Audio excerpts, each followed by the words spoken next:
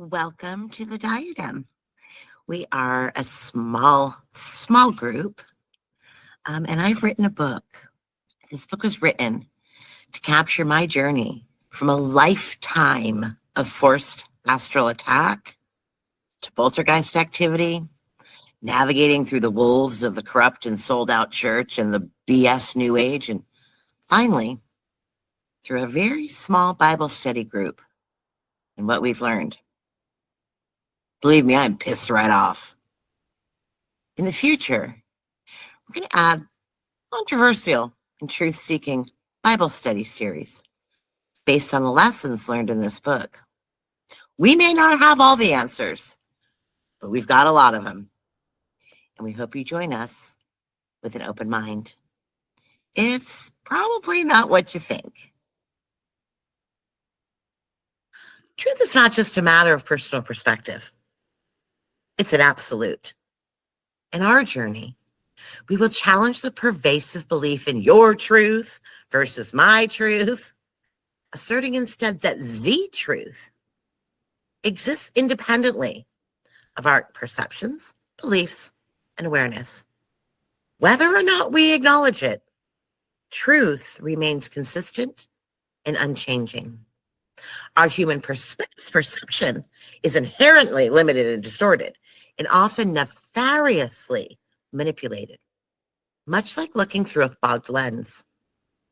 While we can strive to align ourselves with universal truths and sharpen our understanding, we must accept that our view will always be somewhat subjective.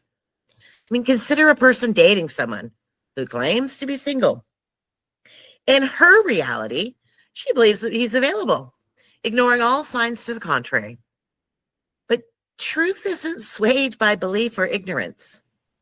When the inevitable confrontation happens with the spouse and the consequences of the absolute truth come crashing down, it's going to happen regardless of her version of events.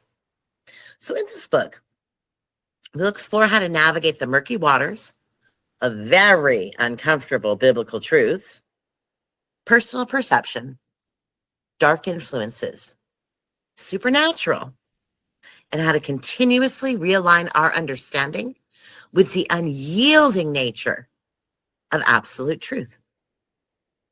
Natural laws will kick your ass, whether you like it or not. God may love you, but the universal laws he put in place really don't care what you believe. And the enemy has made sure that you haven't been taught those laws, nor how they work. Now imagine navigating a maze while wearing glasses that distort your vision.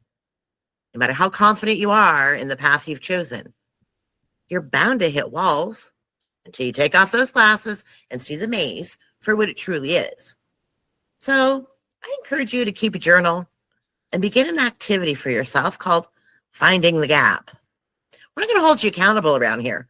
You can do it or not. But instead of me pointing out where your perceptions might be misaligned, I'll present a model and invite you to assess your own understanding against it with an open mind. Identify the gaps in your perspective of reality as you entertain new ideas throughout this book, all the while acknowledging that even my perspective cannot be the absolute truth, because we're all striving to get into closer alignment as we grow and study together. By doing this, I think you'll uncover the discrepancies in your beliefs and might learn some ways to better align with the universal truths we'll discuss as we set a new framework for studying the Bible.